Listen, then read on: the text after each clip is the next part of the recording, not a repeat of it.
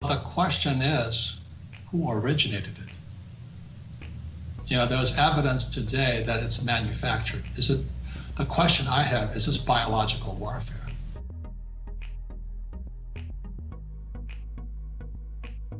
Are we headed for war with China? I would say so. I think we're already at war.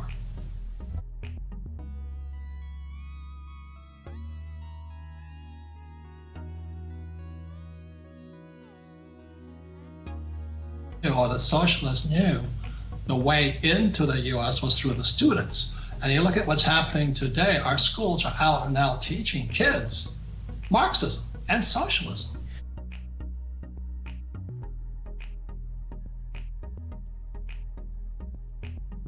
Robert Kiyosaki is a name we all know and are familiar with. He has a very unique perspective on why you should hold gold and why he's been holding gold for the last 3-4 decades. Robert, I'm such a big fan of yours. It's such an honor to finally be able to speak with you in person. Welcome back to Kitco.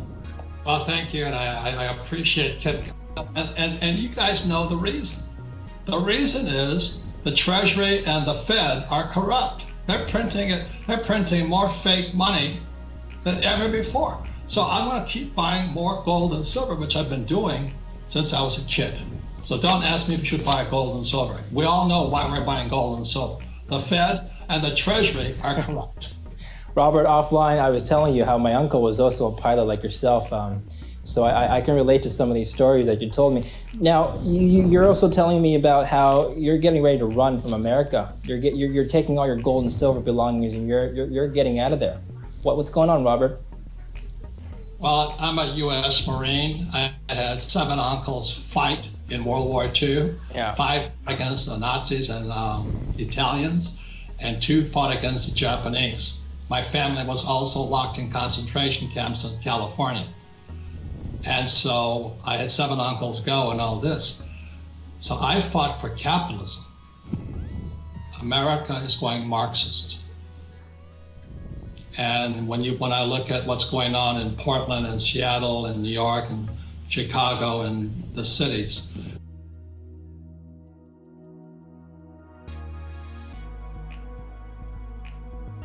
Breaking news this morning out of Chicago. Hundreds of people looting stores, smashing windows, and clashing with police down Michigan Avenue. Alex Perez is...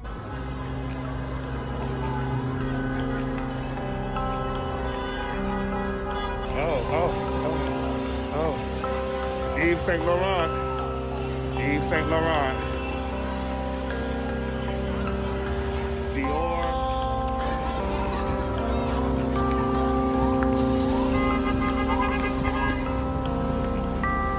Rag and Bone. Oh, Jesus. They got the jewelry store.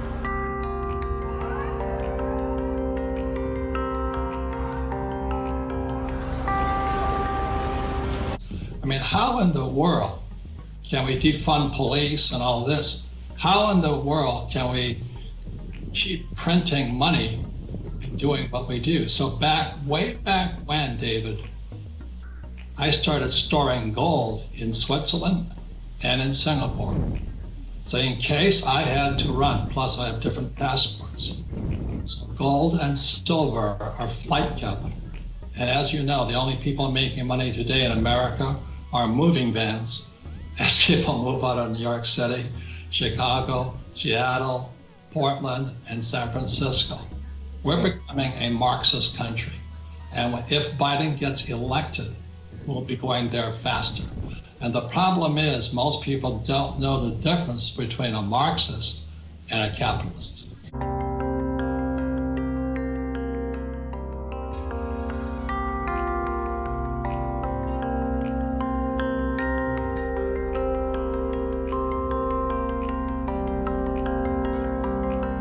Literally, they are shooting each other. They are also using luxury cars in order to break into a lot of these storefronts. Like, y'all, what's these lucky brands? And literally filming themselves from their own personal account, trying to steal the most expensive items from the stores that they just broke into. Going back to what you said earlier about the U.S. becoming Marxist, how did this happen? How do we get here, Robert? How do we get from Reagan breaking the Soviet Union and bringing down the wall to Marxism, which is what you said? Well, it actually started, in my opinion, because I'm the baby boomer. When I came back from Vietnam, there was a protest between hippies and everybody else. So when I come back, and I didn't have to fight, but I decided since my family fought, I'd fight. So I joined the Marine Corps and I go to Vietnam. When I came back, the hippies were outside, just like the protesters are today in Chicago and all that. I got hit with rotten eggs. I got hit with stink bombs. They got spit on and all this. And those were the hippies. Some of them were my classmates. SDS, Students for Democratic Society, Black Panthers, all of those guys. And what happened to the baby boom SDS members? They became school teachers. A lot of my peers are now teaching in the highest levels of academia and in government and running labor unions. So it was, it was almost exactly as people say, the Marxists knew, or the socialists knew, the way into the US was through the students. And you look at what's happening today, our schools are out and out teaching kids Marxism and socialism. Robert, we spoke last time you were on Kitco. You had said that, this was 3 months, this was back in March, the height of the coronavirus outbreak here. And this was just in the beginning phases of the lockdowns. And you had said that the lockdowns were engineering or manufacturing unemployment. You had called it criminal. These were some strong words. You know what I mean? So the freedom of speech is gone. Freedom of speech, freedom of assembly, and also the freedom of religion. They shut down the churches. This is all Marxist. And then you look at the Sixth Amendment. The Sixth Amendment states you have the right to face your accuser. So if I accuse you of being a racist, then I should come in front of you and say that. But today, due to social media, you can get accused of that just by invisible people, millions of them swarming around the place, representing the uneducated. I don't know if they're uneducated, but they just have a point of view. So that's why I'm concerned, is we're going more and more Marxist.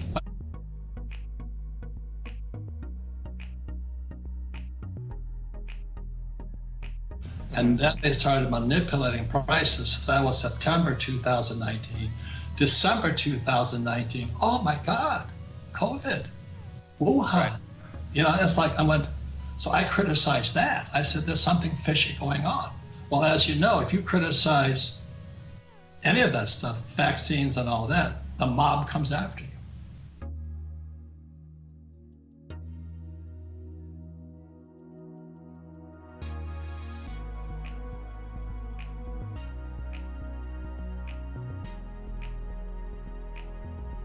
I'm just going to play devil's advocate here to what you just said. A lot of people would agree with you, by the way, but just to play devil's advocate here, this is the worst pandemic we've ever seen. If the government didn't lock us down and prevent us from going out and meeting other people, which could have potentially been escalated into a worse situation than what we've seen now, what else could they have done, Robert? Was this really, what other courses of action could the government have taken? Well, the question is, who originated it? There's evidence today that it's manufactured. The question I have, is this biological warfare? That's my question.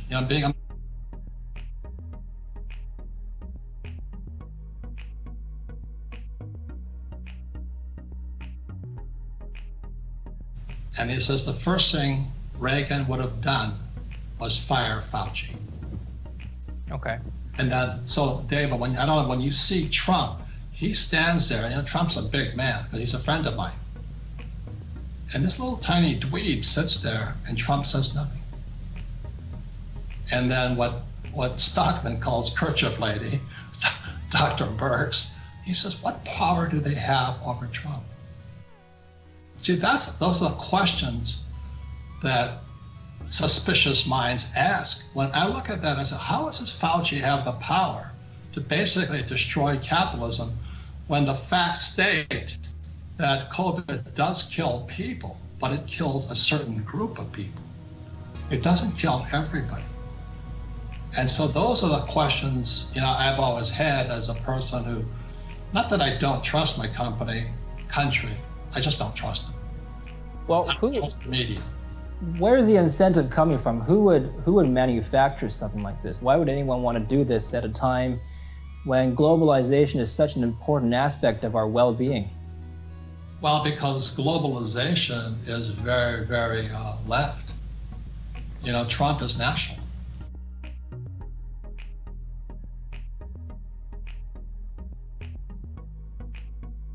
Because Trump is my friend. You know, this is my book here within 2 men, 1 message. You know. Yeah.